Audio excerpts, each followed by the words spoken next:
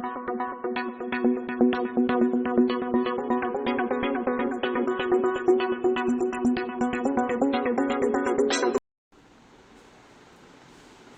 in online classes of Mastermind Public School Hatwas Peparia, and today's video is about class 10th science chapter 5, that is periodic classification of element part 1.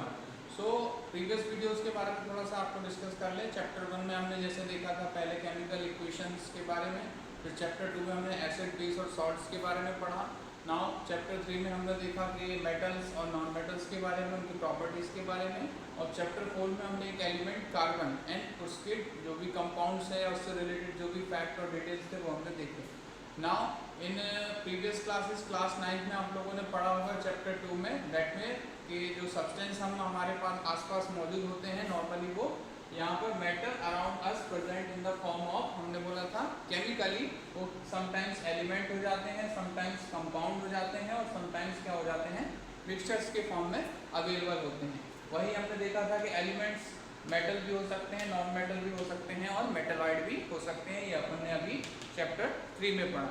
सो यहाँ पर हमें इस chapter में क्या discuss करना है, periodic classification, यानी कि जो भी एलिमेंट अभी तक हमारे पास डिस्कवर हुए हैं उन एलिमेंट में कुछ प्रॉपर्टीज़ होती हैं, और उन प्रॉपर्टीज़ के बेसिस पे हमने एलिमेंट को क्या किया है, डिफरेंट ग्रुप में क्लासीफाई कर दिया है, ताकि उनका हम जो स्टडी करें वो स्टडी करने में हमको थोड़ा सा आसानी हो। सो इस चैप्टर में हमको वही देखना है कि कैसे अलग अलग साइंटिस्ट ने अपने व्यू शेयर किए एलिमेंट्स को क्लासीफाई करने के लिए, और उन एक एक करके हम उन साइंटिस्ट के जो भी उन्होंने व्यू दिए हैं वो शेयर करेंगे, और अल्टीमेटली उसकी जो प्रॉपर्टीज़ हैं, यानी जो एलिमेंट की कुछ प्रॉपर्टी है जिनके बेसिस पे हमने उनको क्लासीफाई किया है या ग्रुप में अलग अलग रखा है, तो प्रॉपर्टीज़ क्या क्या हो सकती हैं उनके बारे में इस चैप्टर में डिस्कस करेंगे। So let's continue with the today's topic, periodic classification of elements. तो यहाँ पे आपने बात करी कि elements are substance containing atoms of only one types.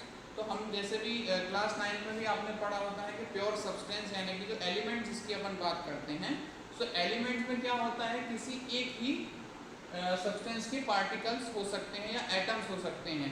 जैसे अपन बात करें सोडियम एक एलिमेंट है, मैग्नीशियम एलिमेंट है, और गोल्ड एक एलिमेंट है। तो यहाँ पर अपन बात करें सोडियम में केवल सोडियम के एटम ही होंगे, मैग्नीशियम में मैग्नीशियम के एटम होंगे, और यहाँ पर गोल्ड में गोल्ड के ही एटम होंगे।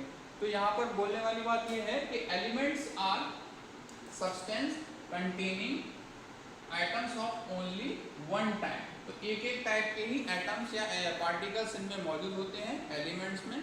बात करें डिस्कवरीज की, तो देयर आर 180 एलिमेंट। आज की तारीख में बोले या फिर जब तक आपका जो डेवलपमेंट आपकी बुक में दिया गया है, तो उस टाइम तक अपन कहेंगे 118 एलिमेंट आपके known to us, and all these have different properties. तो होता क्या है, इन एलिमेंट्स की कुछ प्रॉपर्टीज डिफरेंट होते हैं, कुछ एलिमेंट है कुछ सिमिलर प्रॉपर्टीज देखने को मिलती हैं। तो होता यह है कि इन सिमिलर प्रॉपर्टीज वाले एलिमेंट को हम क्या करते हैं, स्टडी करने के लिए, ताकि इनकी स्टडी करना आसान हो जाए, इनको हम ग्रुप्स में क्लासीफाई कर देते हैं। तो उसी को हम इनको इस चैप्टर में देखना है। So to need for periodic classification, यानी कि हमको एलिमेंट्स को क्लासीफाई करने का जो रिक्वायरमेंट हुआ वो क्यों हुआ। So to make study of this element easy, ताकि हम जो भी एलिमेंट के बारे में स्टडी करना चाहते हैं वो अपने इजी हो जाए, आसान हो जाए। क्यों, ताकि divided in a few groups. Study आसान कैसे होगी, हम उनको कुछ ग्रुप्स में डिवाइड कर देंगे। अब ये ग्रुप्स कैसे होंगे, उनकी कुछ प्रॉपर्टीज हमने डिस्कस करेंगे, उन प्रॉपर्टीज के बेसिस पे हम उनको ग्रुप्स में डिवाइड करेंगे। अपार्ट फ्रॉम दैट, इस तरह से हमको डिवाइड किया जाएगा कि such a way that elements in the same group have similar properties. तो एलिमेंट्स को ऐसे डिवाइड करते हैं उनके ग्रुप्स में, ताकि जो सिमिलर प्रॉपर्टीज वाले एलिमेंट है वो एक ग्रुप में हो, ताकि उनको एक साथ स्टडी करना आसान हो सके। इसके अलावा now study of large number of element is reduce to a few group of element. अगर हम एलिमेंट्स को अलग अलग स्टडी करेंगे तो उसमें बहुत ज़्यादा टाइम वेस्ट होगा, और अपन एक साथ इतने सारे एलिमेंट को प्रॉपरली स्टडी भी नहीं कर पाएंगे। बट इन जैसे अपन देख रहे हैं पीरियोडिक क्लासिफिकेशन से हमने क्या किया, एलिमेंट्स को उनकी प्रॉपर्टी के अकॉर्डिंग ग्रुप्स में डिवाइड कर दिया, तो उनको स्टडी करना थोड़ा सा आसान हो जाता है। बहुत ज़्यादा एलिमेंट की जगह अब क्या रह गया, कुछ ही ग्रुप हैं, और उन ग्रुप को स्टडी करने में कंपैरेटिवली आसानी होती है, डिफिकल्टी कम होती है। सो कैसे कुछ साइंटिस्ट ने इस ग्रुप को इन एलिमेंट्स को ग्रुप में क्लासीफाई करने के लिए अपने व्यूज शेयर किए, वो एक एक करके उनको देखते हैं। आज हम सबसे पहले यहाँ पर देख रहे हैं डॉबरिनस ट्रायड रूल। तो डॉबरिनस ट्रायड की बात करते हैं। सो फर्स्ट आपका जो क्लासीफाई करने का जो एफर्ट है वो आपका डॉबरिनर नाम के एक साइंटिस्ट ने किया था। तो उन्होंने अपने अकॉर्डिंग टू हिज नेम उन्होंने इसे क्या कहा, डॉबरिनस ट्रायड। तो ट्रायड इसलिए कहा गया क्योंकि उन्होंने 3 एलिमेंट्स के ऐसे ग्रुप्स बनाए जिनके कुछ फीचर्स थे वो आपके सिमिलर्स होते थे। तो उन्होंने उसका बेसिस क्या रखा उसके बारे में डिस्कस करते हैं। So when elements were arranged in the order of increasing atomic mass, तो जितने भी अवेलेबल एलिमेंट थे उस समय जब ये डॉबरिनर ने अपना जो प्रिंसिपल दिया था, सो उस समय जितने भी अवेलेबल एलिमेंट थे उनको अगर आप उनके एटॉमिक मासेस, इसके बारे में आप क्लास 9 में पढ़ चुके हैं एटॉमिक मासेस के बारे में।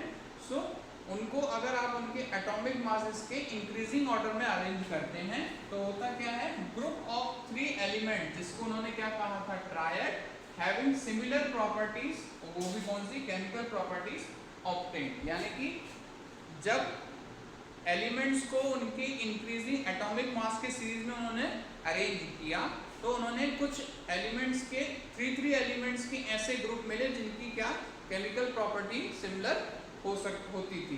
नाउ इन ग्रुप्स को उन्होंने ट्रायड कहा। कुछ एग्जांपल से अपन यहाँ पर समझने की कोशिश करेंगे और उन्होंने उसमें क्या सिमिलरिटी देखी और कैसे उनको अरेंज या व्यवस्थित किया उसके बारे में बात करते हैं। सो यहाँ पर उस टाइम अवेलेबल जितने भी एलिमेंट थे सबसे पहले तो उनको क्या करना पड़ा, सारे एलिमेंट्स को उनके एटॉमिक मासेस के अकॉर्डिंग इंक्रीजिंग ऑर्डर में, यानी जिसका एटॉमिक मास सबसे लेस है वो पहले आ जाएगा और जिसका एटॉमिक मास हायर है वो सबसे लास्ट में आएगा। तो ऐसे उन्होंने एलिमेंट्स को उनके एटॉमिक मास के इंक्रीजिंग ऑर्डर में अरेंज किया। फिर क्या देखते हैं कि atomic masses of the middle element, जो उन्होंने 3 यानी 3 एलिमेंट्स के जो ग्रुप बनाए जिसको उन्होंने क्या कहा, ट्रायड।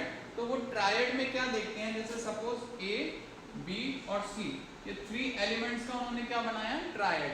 तो अगला उन्होंने जो फैक्ट देखा वो क्या था कि atomic mass of the middle element, यानी atomic mass of B of the triad was रफली the average of atomic masses of the other 2 element. तो यहाँ पर उन्होंने क्या कहा था कि ट्रायड का जो मिडिल मेंबर है उसका एटॉमिक मास इन दोनों एलिमेंट के एटॉमिक मास का अपन क्या ले लें, एवरेज ले लें, ऑलमोस्ट उसके इक्वल आता था। तो आप कह सकते हैं atomic mass of B is equal to atomic mass of A plus atomic mass of C divided by 2। तो ऐसे अगर आप कहें कि अदर 2 एलिमेंट के एटॉमिक मास का आप एवरेज लें तो वो सेंटर वाला जो एलिमेंट का एटॉमिक मास है उसके रफली क्या आ जाता है, इक्वल आ जाता है। तो यही उन्होंने कहा कि atomic mass of the middle element of the triad was रफली the average of atomic masses of other 2 element. कोई एक एग्जांपल यहाँ पर गिवन है, जैसे आप कहें कि ये ट्रायड है किसका, कैल्शियम, स्ट्रोंशियम और बेरियम का।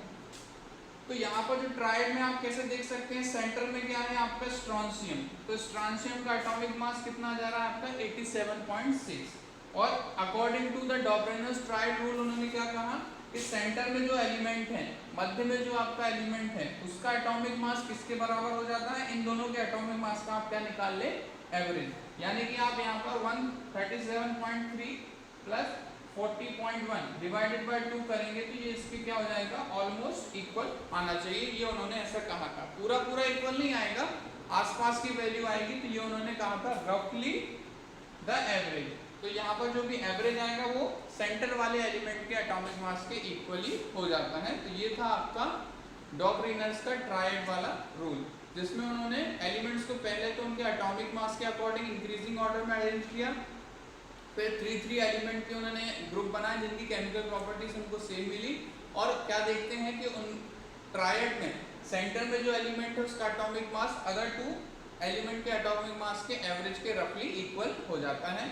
नाउ आगे जो प्रिंसिपल दिए गए वो इस प्रिंसिपल से ज़्यादा एक्सेप्टेबल थे, बिकॉज इसमें कुछ लिमिटेशंस थी। क्यों इसको बाद में खारिज कर दिया गया, तो इसका डॉबरिनस ट्रायड के अपन क्या देखते हैं, limitations. So let's talk about the limitations of the Doberener's triad. डॉबरीनर ने जो प्रिंसिपल उन्होंने बताया कि ग्रुप ऐसे एलिमेंट का ग्रुप उन्होंने बनाया जिसमें तीन तीन एलिमेंट लिए, ताकि ऐसे तीन एलिमेंट जिसमें कि सेंटर वाले जो एलिमेंट का एटॉमिक मास है वो अदर टू एलिमेंट के एटॉमिक मास के एवरेज के इक्वल हो जाता है रफली। तो क्या लिमिटेशन थी? Only 3 triad were recognised from the elements known at that time. उस समय तक जब ये डॉबरीनर ने आपका जो प्रिंसिपल दिया था, उस समय तक जितने भी एलिमेंट थे तो उन एलिमेंट में केवल उनको कैसे ओनली 3 ग्रुप्स ऐसे मिले जिसमें उनका ये वाला प्रिंसिपल अप्लाई हो सकता था कि सेंटर एलिमेंट के atomic mass other two element के एटॉमिक मास के एवरेज के रफली इक्वल आ रहा था। तो इस कारण अदर एलिमेंट को क्लासिफाई करने में उनको प्रॉब्लम हुई, क्योंकि उसमें ये उनका जो प्रिंसिपल उन्होंने देखा था वो अप्लाई नहीं हो पा रहा। केवल 3 ही ऐसे ग्रुप मिले जिसमें उनके डॉबरीनर का ट्राइड का रूल लग पाया। तो ये वो 3 ग्रुप हैं जिसमें कि लिथियम, सोडियम और पोटेशियम हो जाते हैं, कैल्शियम, स्ट्रोंशियम और बेरियम हो जाते हैं, क्लोरीन, ब्रोमीन और आयोडीन। उनको ये 3 ही ग्रुप ऐसे मिले जिसमें कि ये डॉबरीनर ट्राइड रूल अप्लाई हो पाया था। तो दैट्स वाई इस प्रिंसिपल को आगे जा करके खारिज कर दिया गया और आगे दूसरे और अदर साइंटिस्ट ने क्लासिफाई करने का क्या किया, एफर्ट किए। तो इसमें दूसरा हो जाता है आपका न्यूलैंड्स ऑक्टेव रूल। तो न्यूलैंड नेम एक साइंटिस्ट थे, उन्होंने अपना एक ऑक्टेव रूल दिया। तो चलिए उसको देखते हैं, Newlands law of octave. Now second opinion यहाँ पर आपका पीरियोडिक क्लासिफिकेशन ऑफ एलिमेंट के लिए given by John Newland in the year 1866। So in year 1866 John Newland given a law called as a Newland's law of octaves। अब यहाँ पर Octave यानी कि यहाँ पर मतलब हो जाता है 8 से। तो क्या उन्होंने प्रिंसिपल गिवन दिया कि arrange the then known element in the order of increasing atomic masses. तो जैसे अपन ने डॉबरीनर ने क्या किया था, उन्होंने भी एलिमेंट्स को क्या किया था, उनके एटॉमिक मासेस के इंक्रीजिंग ऑर्डर में अरेंज किया। और यहाँ पर अपन देख रहे हैं कि न्यूलैंड ने भी क्या किया, अरेंज द देन नोन, यानी कि जब उन्होंने ये प्रिंसिपल दिया था उस समय जितने भी एलिमेंट नोन थे उनको उन्होंने क्या किया, इस तरह से अरेंज किया कि उन एलिमेंट के इंक्रीजिंग एटॉमिक मासेस से अरेंज किया, यानी कि सबसे कम एटॉमिक मास वाले एलिमेंट को सबसे पहले रखा और सबसे ज़्यादा एटॉमिक मास वाले एलिमेंट को सबसे लास्ट में रखा।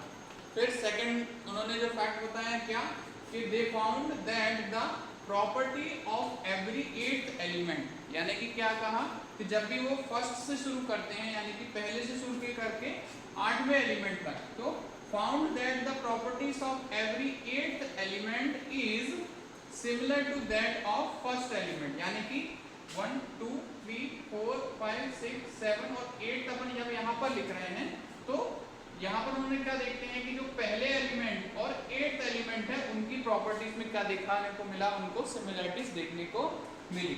तो इसकी जो कंपैरिजन है उन्होंने क्या किया, म्यूजिक में आने वाले जो 7 आपके जो 7 सुर होते हैं, तो जो 7 सुरों के बाद अब जब 8वां लगाएंगे तो 8वां पहले जैसे ही साउंड करेगा। तो इसका जो उन्होंने कंपैरिजन किससे किया, म्यूजिक में आने वाले इन नोट से किया।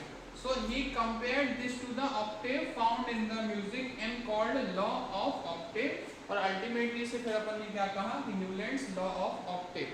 जैसे अपन ने म्यूजिक में देखते हैं सारे गामा आप देखेंगे तो पूरा 7 सुरों के बाद जब 8वां फिर सा आ जाता है तो वो पहले सुर की तरह ही साउंड करता है। तो सेम वे न्यूलैंड ने भी उसी ऑक्टेव को फॉलो करते हुए एलिमेंट्स को उनके इंक्रीजिंग एटॉमिक मास के अकॉर्डिंग अरेंज किया। और उन्होंने क्या ऑब्जर्व किया कि फर्स्ट एलिमेंट और 8th एलिमेंट की प्रॉपर्टी में क्या हो जाती है, सिमिलरिटीज देखने को मिलती हैं।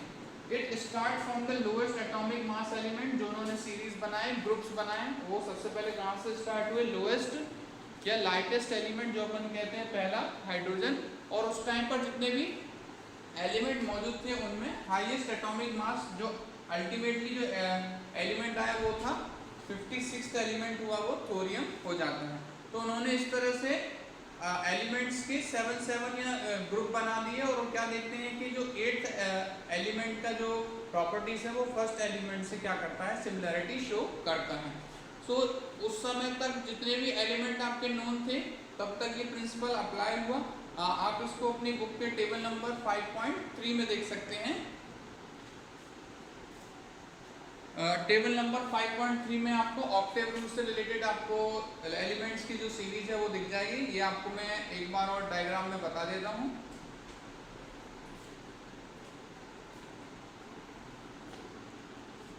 यहाँ पर वो लिस्टिंग है जो न्यूलैंड ने ऑक्टेव रूल को फॉलो करते हुए दी थी। तो जिसमें आप देख सकते हैं जो म्यूज़िक के जो नोट्स होते हैं सा रे गा मा पा धा नी और अल्टीमेटली फिर से सा आ जाता है। तो सेम टू सेम यहाँ पर देखेंगे हाइड्रोजन से शुरुआत करते हैं उसने, hydrogen, lithium, beryllium, boron, carbon, nitrogen और ऑक्सीजन। फिर अल्टीमेटली जो अगला एलिमेंट आया वो यहाँ पर 8th एलिमेंट हो जाता है फ्लोरीन। तो फ्लोरीन को उन्होंने हाइड्रोजन, क्लोरीन और यहाँ पर अदर एलिमेंट्स के साथ में यहाँ पर उन्होंने उसको प्लेस किया। तो क्या देखते हैं कि जो ग्रुप के कुछ मेंबर हैं वो आपस में क्या करते हैं, कुछ प्रॉपर्टीज में सिमिलैरिटी शो करते हैं। जैसे कि अपन बात करें सेकंड ग्रुप में, यहाँ पर आप देख सकते हैं लिथियम, सोडियम, पोटेशियम और ये अदर एलिमेंट्स में क्या हो जाते हैं, इनका जो लास्ट आपका वैलेंस शेल होता है उसमें क्या हो जाता है, 1 इलेक्ट्रॉन रह जाता है। ऐसे ही थर्ड ग्रुप में आप देखें वैलेंस शेल में 2 इलेक्ट्रॉन है, इधर 3 इलेक्ट्रॉन है, 4 इलेक्ट्रॉन है, यहाँ अगेन 5 इलेक्ट्रॉन है और यहाँ पर 6 इलेक्ट्रॉन हो जाते हैं। तो यहाँ पर इंडिविजुअल ग्रुप में जो आपके एलिमेंट्स हैं उनमें क्या हो जाता है, प्रॉपर्टीज में सिमिलैरिटी शो करते हैं। तो होता ये है फर्स्ट एलिमेंट और 8th एलिमेंट आपस में क्या करता है, सिमिलैरिटी शो करता है। ऐसे यहाँ से काउंट करें तो 1 2 3 4 5 6 7 और 8, यहाँ पर सोडियम और लिथियम में आपको सिमिलैरिटी शो करते हैं। बेरिलियम से अगर आप काउंट करें तो 1 2 3 4 5 6 7 8, तो पहला और 8वां एलिमेंट आपस में क्या करता है, आपका सिमिलैरिटी शो करता है। यही आपका क्या हो जाता है, Newlands law of octave. Now let's discuss the limitations of this law, कि इस लॉ के कुछ लिमिटेशंस थे जिसके अकॉर्डिंग इसको बाद में फिर खारिज कर दिया गया। Now limitations of Newlands Octave rule. तो न्यूलैंड ने जो ऑक्टेव रूल प्रोवाइड किया उसकी भी कुछ लिमिटेशंस थे जिसके बिकॉज ऑफ दैट आगे जाकर के उस रूल को नेग्लेक्ट कर दिया गया। सो क्या क्या आपके लिमिटेशंस हो जाते हैं कि it was application up to the calcium, यानी कि एलिमेंट कैल्शियम जहाँ तक आपका आ जाता है तब तक ही ये प्रॉपरली अप्लाई होता है। कैल्शियम के बाद वाले एलिमेंट में अपन देखते हैं कि डिससिमिलैरिटीज मिलने लगती हैं। तो ये आप कह सकते हैं ये केवल लाइटर एलिमेंट के लिए ही एप्लीकेबल है। हैवी या फिर हायर एटॉमिक मास वाले एलिमेंट में ये आपका न्यूलैंड्स ऑक्टेव रूल अप्लाई नहीं हो जाता, पहला लिमिटेशन है। फिर properties of new discovered element did not fit into the law of Octave, यानी कि जब उन्होंने ये प्रिंसिपल दिया उसके बाद भी कुछ नए एलिमेंट्स कंटिन्यूअसली क्या हो रहे थे, डिस्कवर्ड हो रहे थे, तो उनकी जो प्रॉपर्टीज थी वो इस लॉ में फिट नहीं बैठ रही थी। तो सेकंड आपका लिमिटेशन क्या हो जाता है, properties of new discovered element did not fit into the law of octave. और सबसे आखिरी और सबसे इंपॉर्टेंट हो जाता है to fit element into his table, कि जितने भी उस टाइम पर नोन एलिमेंट थे उनको अपनी टेबल में फिट करने के लिए न्यूलैंड ने क्या किया, Newland put even 2 element together in one slot that 2 in the column of unlike elements having very different properties. Table में आप देखेंगे तो आपको मिलेगा कि कुछ जगह पर उन्होंने क्या किया, एक ही जगह पर 2 ऐसे एलिमेंट को रख दिया जिनकी प्रॉपर्टीज भी सिमिलर नहीं थी और वो कॉलम में एक ही जगह पर सेम प्रॉपर्टी वाले एलिमेंट को नहीं रख पाए। तो यहाँ पर अपन देख सकते हैं कि लास्ट लिमिटेशन है उसमें हम क्या कह रहे हैं कि to fit element into his table, यानी अपने जो प्रिंसिपल या टेबल में उन्होंने एलिमेंट को फिट करने के लिए क्या किया, एक ही जगह पर 2 अलग अलग ऐसे एलिमेंट को रख दिया जिनकी प्रॉपर्टीज भी सेम नहीं थी। तो ये हो जाता है आपको final limitation of Newlands Octave rule. यहाँ पर आप टेबल में भी देख सकते हैं, जैसे आप देख सकते हैं यहाँ स्लॉट में उन्होंने कोबाल्ट और निकल को एक ही जगह रख दिया है। फिर यहाँ पर आप देख सकते हैं सीजियम और लैंथेनम को एक ही जगह रख दिया है, और जबकि इनकी प्रॉपर्टीज़ भी सिमिलर नहीं होती हैं। तो इस तरह से आप देख सकते हैं थर्ड लिमिटेशन के अकॉर्डिंग यहाँ पर उन्होंने क्या किया, अपनी टेबल में एलिमेंट को फिट करने के लिए उनको 2 एलिमेंट को ऐसे एक कॉलम में फिट कर दिया जो कि सिमिलर प्रॉपर्टी शो नहीं करते थे, डिफरेंट प्रॉपर्टी शो कर रहे थे, और उनको उन्होंने अपनी टेबल में फिट करने के लिए एक साथ एक ही जगह पर रख दिया, ऑल दो उनकी प्रॉपर्टीज़ भी सेम नहीं थी। तो ये हो जाती हैं आपकी limitations of Octave rule. So next video में हम देखेंगे कि कैसे आगे और एलिमेंट को ज़्यादा प्रॉपर तरीके से अरेंज करने के लिए कुछ साइंटिस्ट ने अपने व्यू शेयर किए, जिसमें हम सबसे पहले देखेंगे सेकंड पार्ट में मेंडलीव पीरियोडिक टेबल। और मेंडलीव पीरियोडिक टेबल के समय देखेंगे कि जो नॉन एलिमेंट थे लगभग हो जाते थे 63, तो उनने उन 63 एलिमेंट को किस प्रिंसिपल पे, उनकी फिजिकल या केमिकल प्रॉपर्टी के किस बेसिस पे उनको अरेंज किया। और उसके बाद अपन देखेंगे मॉडर्न पीरियोडिक टेबल जो आजकल हम पढ़ते हैं उसमें एलिमेंट को किस तरह से अरेंज या व्यवस्थित किया गया है। तो ये अपन देखेंगे इस चैप्टर के पार्ट 2 वीडियो में। So thanks for watching today's video. Please do like, share and subscribe our channel and study well.